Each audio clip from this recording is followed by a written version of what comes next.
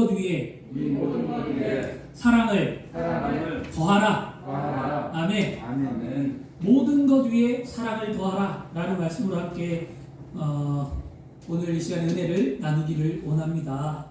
인생을 여러분 어떻게 생각하십니까?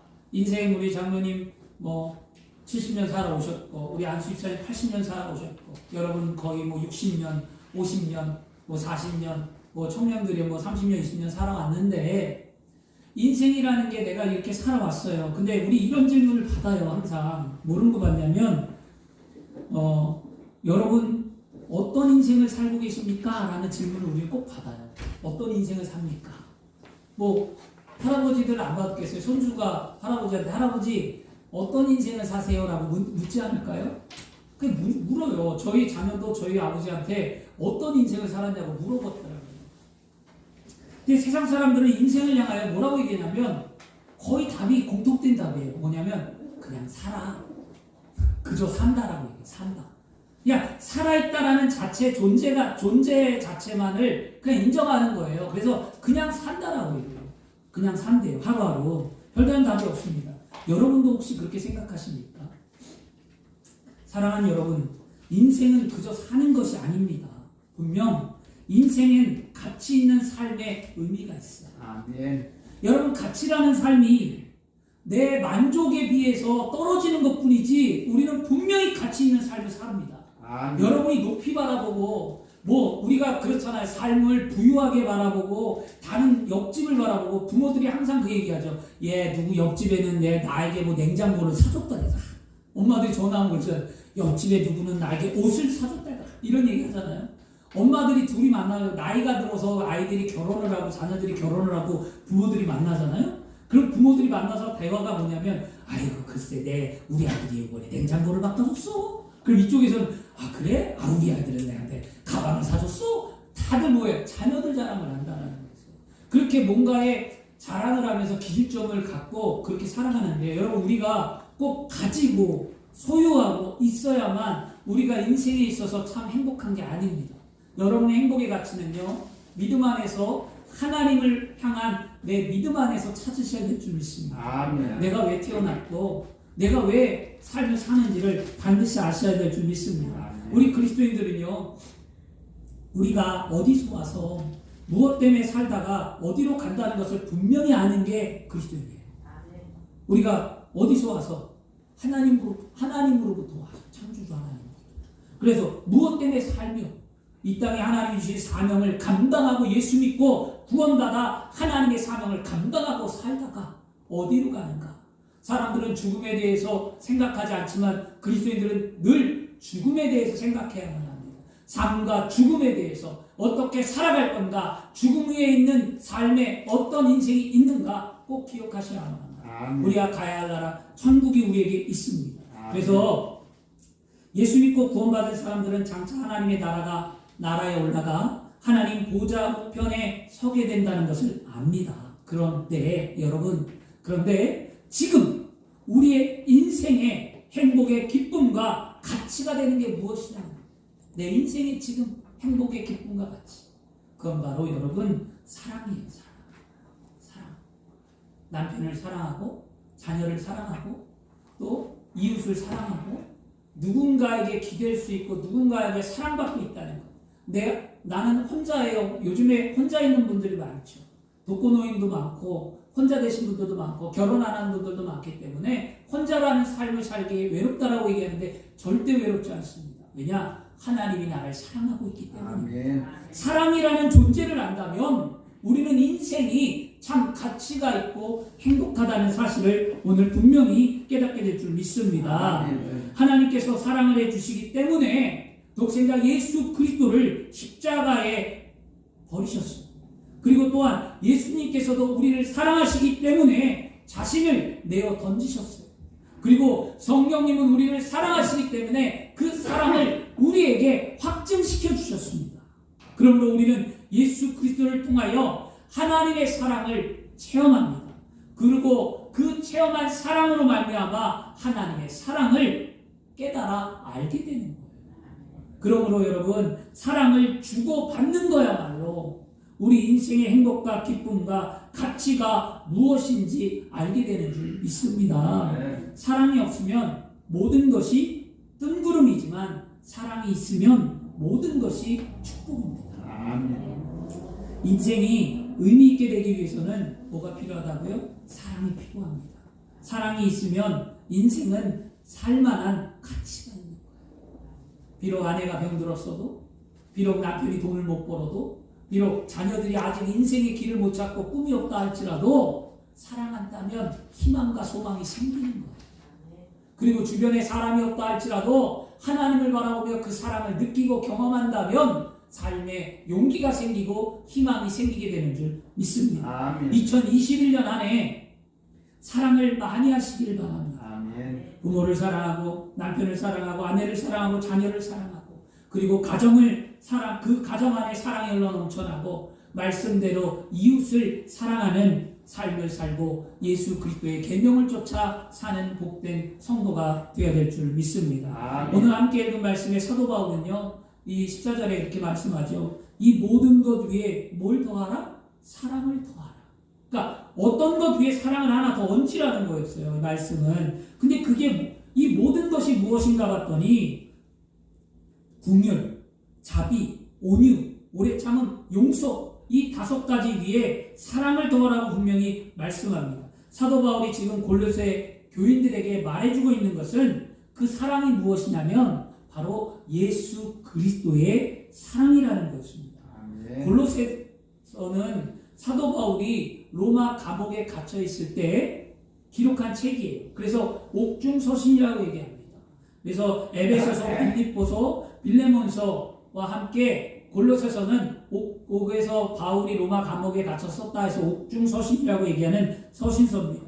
근데 이 옥중서신서 가운데 에베소는 교회에 대해서 썼다면 이 골로새서는 바로 예수 그리스도에 대한 중점적으로 예수 그리스도에 대해서 썼어요.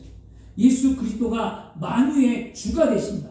그리고 예수 그리스도만이 유일한 구속자가 되신다라고 강력하게 증거하며 그들에게 가르쳐준 책이 바로 골로새서였어요. 그 이유가 무엇이었냐면 사도 바울이 이 서신을 기록할 당시 이 골로새 교회에는 여러 형태의 무엇이 있었냐면 이단들이 있었어요.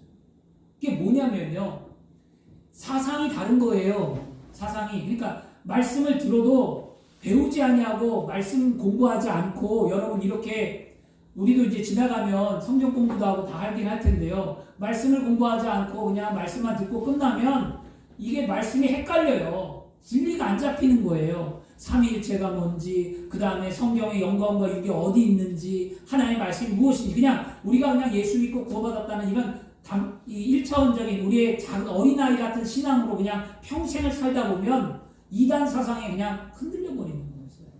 신앙에 정립이 없다는 거죠. 그래서 여러분 말씀 공부 꼭 하셔야 됩니다. 그래서 예수 그리스도가 가르침에 대해 그들이 이단들이 예수 그리스도에 대한 가르침을 왜곡할 뿐만 아니라 이방 문화와 이교적인 미신을 가미하고 교회를 어지럽히고 성도들을 잘못된 신앙으로 끌어들였어요. 이게 무섭거든요. 요즘 TV에 보면 마음이 아파요. 왜냐하면 뭐 목사님들이 또 안 좋은 이야기도 있고 여러 가지 그렇잖아요. 안산의 Y 목사 20년 전부터 이단이었는데 그 교회가 있어요. 20년 이단된 교회가. 그 공부방을 운영하면서 청년들을 저기를 착취하고 돈을 착취하고, 그 교회가 이상한 교회, 이단 교회도 아니에요. 그건요. 아주. 그런데 그 다음에 정인이 부모가 목회자 자녀들이에요. 둘 다. 목회자 자녀들인데 인성이 그렇게 돼서 그렇게 됐어요. 이런 거를 볼 때, 사회의 모습을 볼 때 마음은 아픈 거예요. 왜 그럴까요? 바른 신앙을 갖지 않았고요. 무엇 때문이냐면 이렇게 세상의 문화와 동화되었기 때문이에요. 자기 생각과 세상의 문화와 동화되면서 신앙을 잘못 풀었기 때문에 이런 잘못된 길로 걸어왔다는 겁니다. 여러분 절대로 신앙을 잘못 풀면 안 됩니다. 사사를 생각하지 말고요. 말씀을 모르면 여러분 공부하셔야만 합니다. 물어보셔야 돼요. 이 당시에 그 골로새 교회 내에 문화적인 습관들이 많이 있었습니다. 이러한 거짓된 가르침으로 인하여 골로새 교회가 흔들리기 때문에 사도 바울은 교회의 참된 진리를 수호하고 성도들을 굳세게 하기 위하여 골로새 교인들에게 편지를 보냈습니다.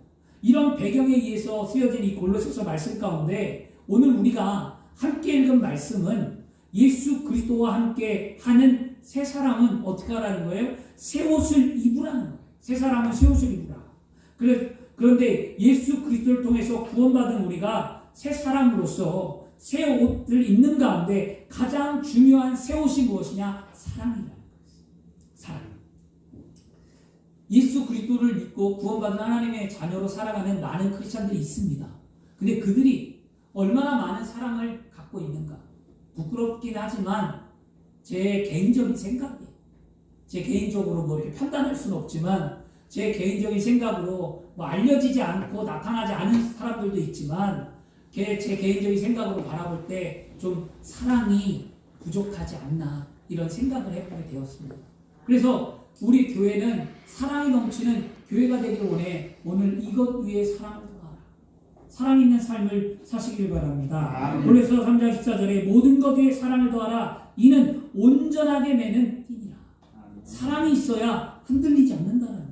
이 모든 것은 12절에 말씀한 덕목 가운데 긍휼과 자비와 겸손과 온유와 오래 참음과 13절에 용서를 포함해 5가지를 말해주고 있습니다. 사도 바울은 이 모든 덕목 위에 그리스도인들이 추구해야 될 최고는 사랑이라고 지금 말해주고 있습니다.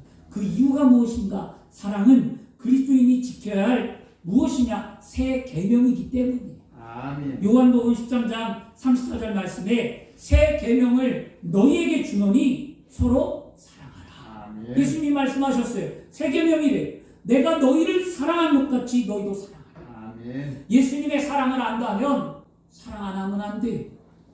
이웃을 사랑 안 하면 안 돼요. 남편을 사랑 안 하면 안 돼요. 아내를, 자녀를 사랑하지 않으면 안 됩니다. 사랑하셔야만 합니다. 아멘. 사랑할 수 없다고요? 어떤 위기를 만난 부부가 그렇게 얘기해요. 상담을 참 많이 받긴 하는데 이혼을 앞두고 위기를 만난 부부가 상담받을 때 목사님 남편을 사랑할 수가 없어요 라고 얘기해요. 목사님 제 아내를 용서할 수가 없어요 라고 얘기합니다.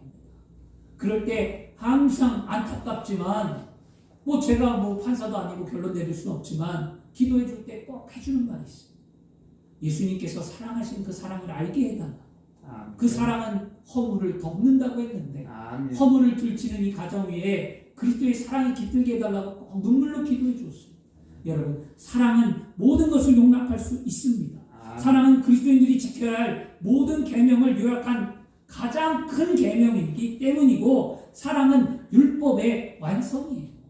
예수님께서 말씀하신 것 가운데 마가복음 12장 29절과 32절 말씀에 예수께서 대답하시되 첫째는 이것이니 이스라엘아 들으라. 주 곧 우리 하나님은 유일하신 주시니 내 마음을 다하고 목숨을 다하고 뜻을 다하고 힘을 다하여 주 너희 하나님을 사랑하라 하신 것이요. 둘째는 이것이니 내 이웃을 내 자신과 같이 사랑하라 하신 것이라. 이보다 더 큰 계명이 없느니라 라고 말씀합니다. 그러므로 이 모든 것 위에 사랑이 없으면 그저 뭘까요? 울리는 꽹과리일 뿐이에요. 사랑이 없으면. 우리나라 속담에 속빈 강정이란 말이 있죠. 그것은 겉으로는 그럴싸한데 속은 비었다는 거잖아요.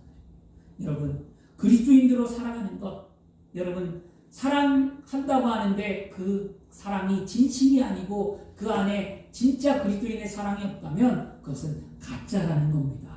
요즘 인터넷에 핫한 이야기가 있어요. 감동이 되고 참 아름다웠습니다. 그리고 반성하게 되었던 거였어요. 무엇이냐면 2021년 1월 18일 얼마 되지 않았습니다.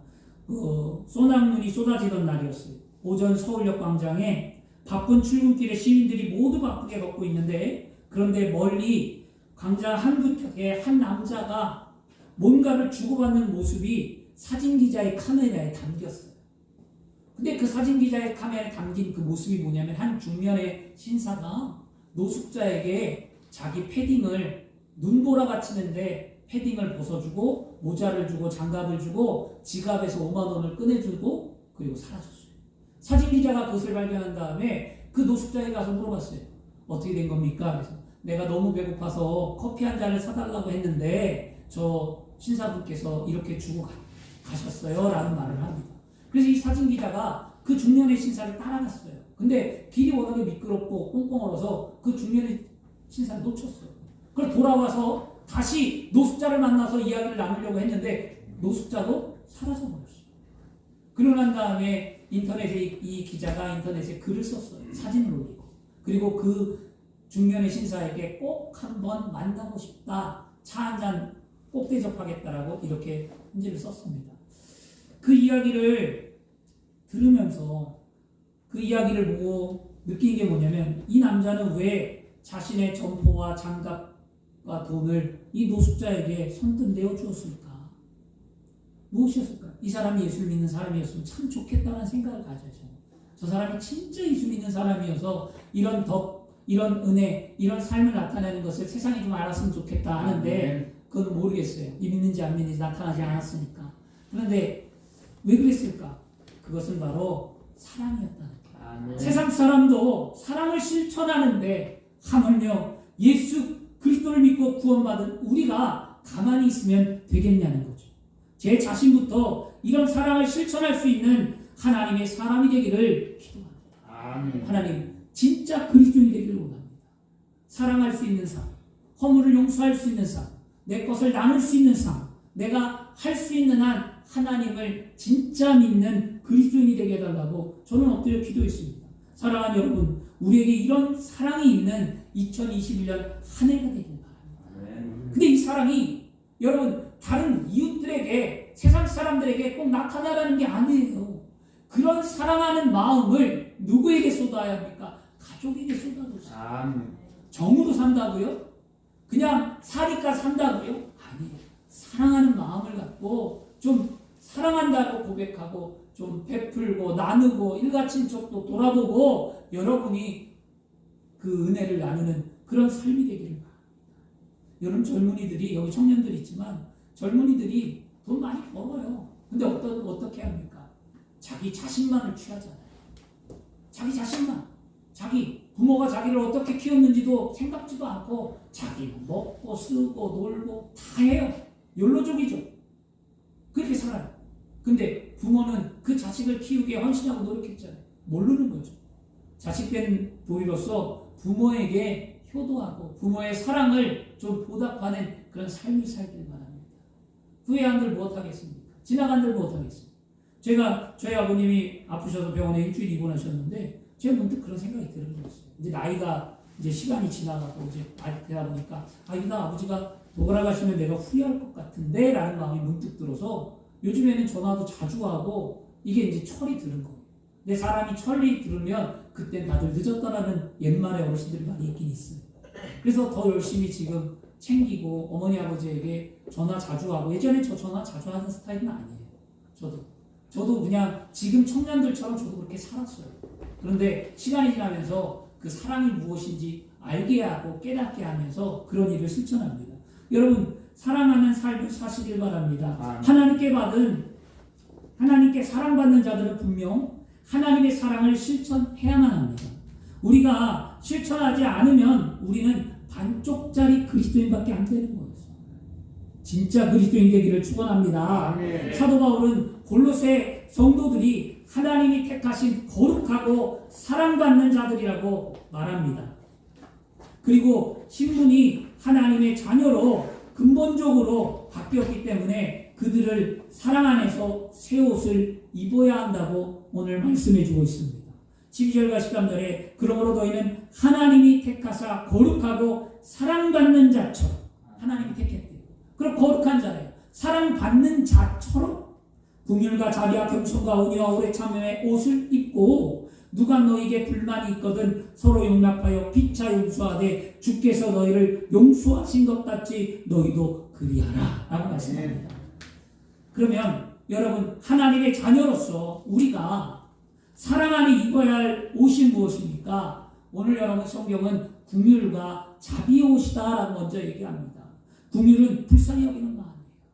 그리고 그리스도인이 믿음 안에서 형제는 물론이고 구원받은 하나님의 자녀뿐만이 아니라 구원받지 못한 세상의 사람들까지도 우리는 불쌍히 여기는 삶을 살아야 될 줄 믿습니다.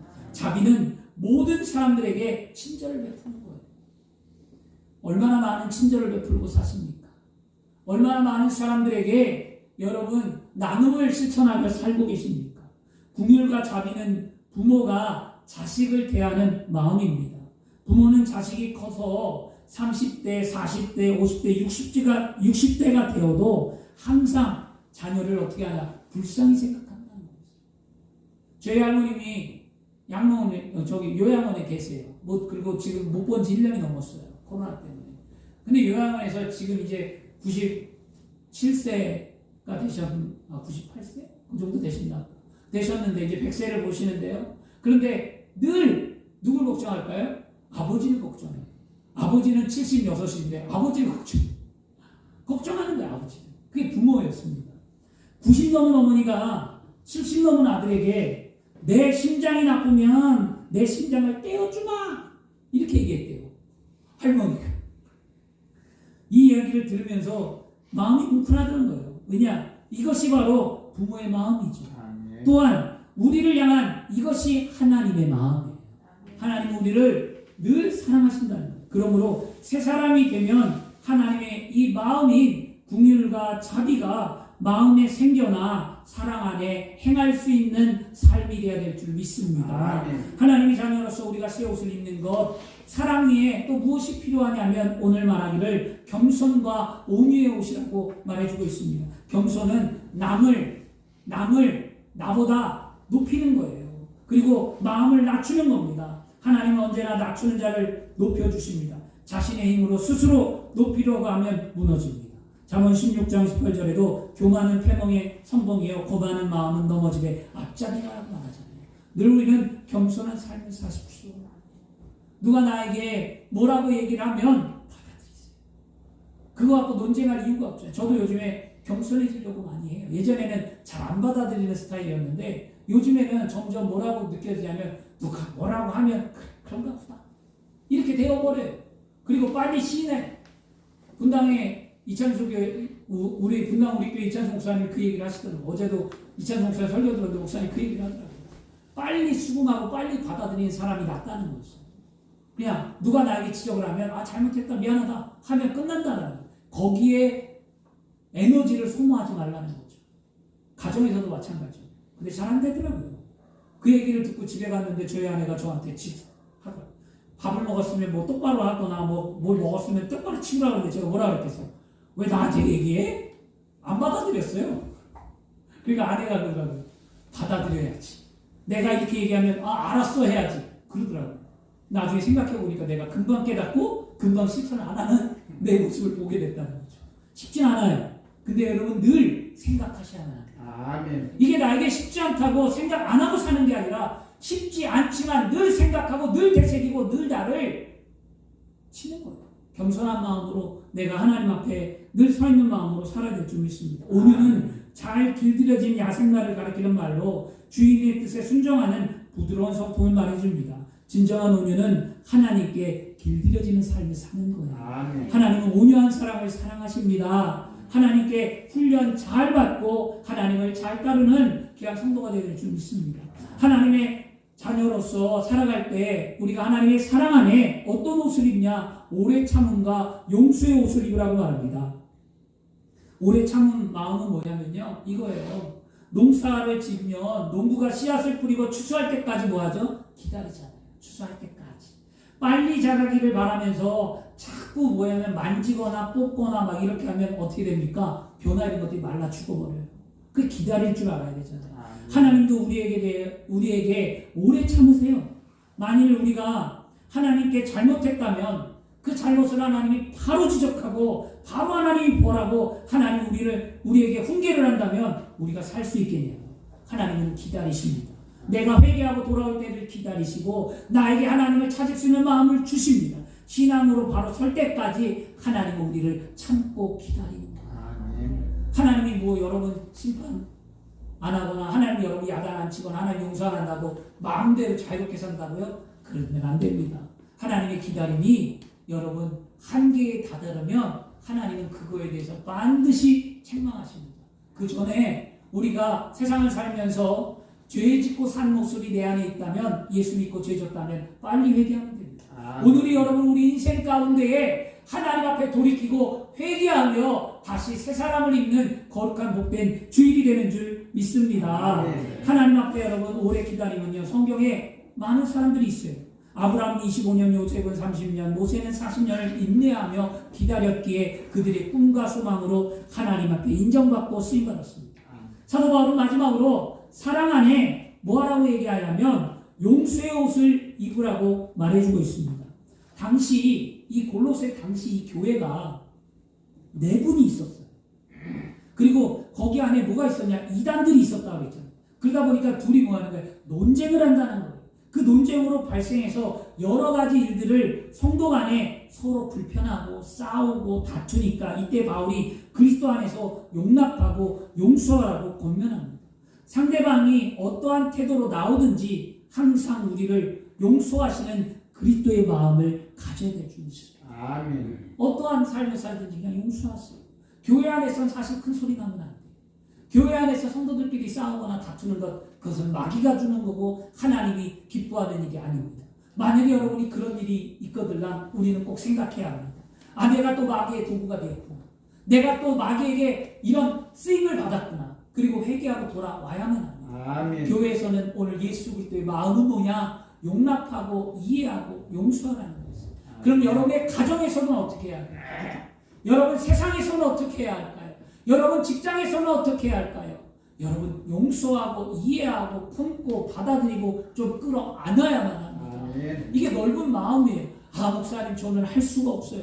그래도 하셔야만 합니다. 왜? 예수 그리스도를 믿고 구원받은 하나님의 자녀이기 때문이고, 하나님의 그 사랑은 무엇과도 바꿀 수 없으며 그 하나님의 사랑이 나에게 깃들어진다면 나 또한 그 사랑으로 세상을 품어야 되는 게 우리의 삶이요, 우리가 살아가는 인생의 목적인 줄 믿습니다. 아멘. 그런 삶을 살기를 오늘 축원합니다. 아멘. 그래서 사도 바울이 교회 대분을 해결했습니다. 그러므로 우리가 상대방의 잘못된 점이 있더라도 들춰내지 말고 끌어안고 용서하는 한 해가 되어야 될 줄 믿습니다. 아멘. 마태복음 18장 22절 말씀에 예수께서 이르시되 내게 이르노니 7번뿐만이 아니라 7번을 잃은 것까지라도 용서하라고 분명히 말씀합니다. 이것은 숫자의 개념이 아니에요. 7번씩 7번 용서하라는 것은 그만큼 많이 되새기며 계속 용서하라는 의미를 갖고 있는 거예요. 여러분 아직도 용서 못하고 있습니까? 아직도 미워하고 아직도 내려놓지 못하고 있습니다. 다 용서해 주시길 바랍니다. 우리 그리스도인들은 다른 사람의 죄를 용서하되 예수님이 우리를 용서하신 것처럼 해야 돼요. 내가 용서받았는데 나 같은 죄인이, 나 같은 사람이 예수 믿게 하고 예수님이 날 용서해 줬는데 내가 못할 용서가 무엇이 있습니까? 위의 덕목들 모두 중요하지만 뭐라고 얘기하냐? 그 위에 뭘 하라? 사랑을 더하라. 아멘. 여러분 사랑이 있으면 긍휼과 자비, 온유, 겸손, 오래 참음, 용서, 이 모든 것들이 나타나는 거예요. 아멘. 사랑이 없이 하는 건 다 가짜예요. 여러분 사랑이 없이 그리스도인이라고 말하는 것, 여러분 그것은 가짜 신앙이에요. 진짜 그리스도인이 2021년 꼭 되셔야만 합니다. 아멘. 사랑은 그리스도의 덕목 중에 가장 위대한 겁니다. 우리의 모든 생각과 판단과 행동과 삶에 반드시 더해지고 반드시 깃들어야 될 것이 사랑입니다. 아멘. 믿음, 소망, 사랑 중에 그 중에 제일은 사랑이라 라고 말씀하지 않습니까? 사랑이 넘쳐나는 한 해가 되십시오. 결론입니다. 사도 바울은 지금까지 열거한 덕목을요, 옷에 비유했습니다. 옷을 입는 것처럼 옷을 입어라라고 얘기하잖아요. 그런데 그 당시에 왜 이런 비유를 했냐면 사도 바울이 참 똑똑했어요. 그 당시에 이 유대인들의 옷이 뭐냐면요, 옷이 그냥 통짜 옷이에요. 그냥 머리 뚫리고 팔 뚫려서 그냥 가만 옷처럼 그냥 이렇게 뒤집어 쓰는 옷이에요. 근데 그 옷을 쓸 때 그 옷을 입고 난 다음에 뭐 해야 되냐? 허리에다가 띠를 둘러야 돼요.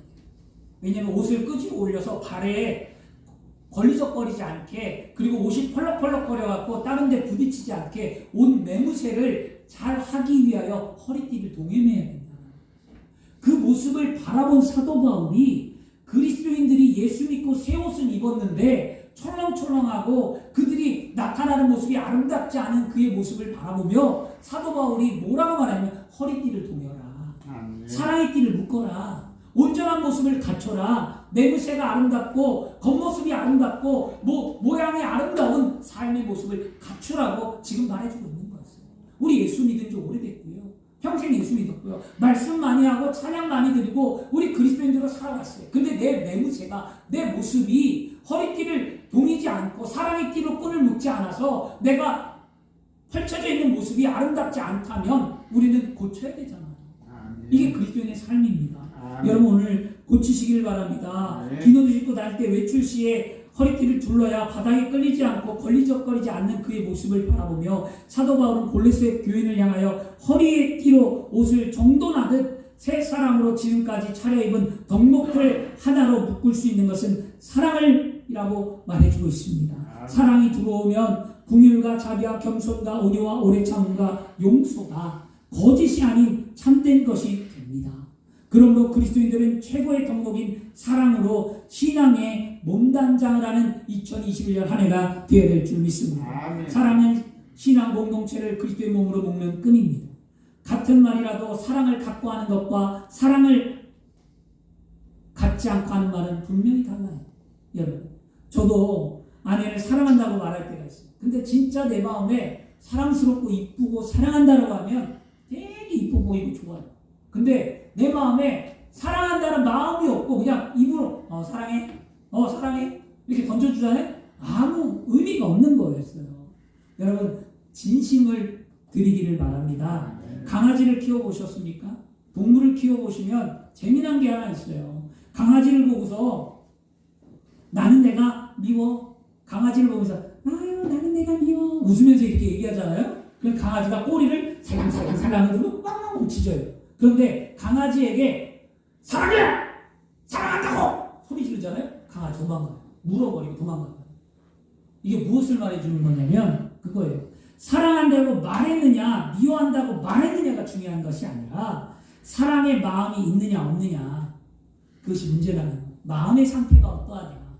마음의 속에 있는 것이 성경은 뭐라고 해요? 속에 있는 것이 겉으로 드러 나온다라고 얘기하잖아요. 그러므로 여러분의 마음이 늘 청결하고 여러분의 마음이 사랑으로 충만하고 여러분의 마음이 그리스도인으로 살아가는 복된 성도가 되어야 될 줄 믿습니다. 어거스틴이라는 성자는요. 그리스도인의 모든 행위에 대하여 사랑하라. 그리고 내가 원하는 것을 행하라라고 말해주고 있습니다. 하나님은 사랑이십니다. 성령의 열매 한마디로 말하면 사랑입니다. 예수님이 주신 가장 큰 계명도 하나님의 사랑이며 이웃 사랑입니다. 예수님이 제자들에게 주신 유언적인 새 계명도 사랑입니다. 기독교의 정신을 한마디로 말하면 사랑입니다. 사랑이 최고입니다. 우리가 말과 행실에 사랑이 풍성한 하나님의 사랑으로 여러분 한 해를 살기를 그리스도인으로 축원합니다. 오늘도 사랑의 띠를 메고 온전하게 하나님의 뜻과 명령에 순종하며 예수 그리스도를 닮아가는 삶을 사는 하루가 되기를, 삶을 사는 2021년 한 해가 되기를 그리스도인으로 축원합니다. 기도하겠습니다.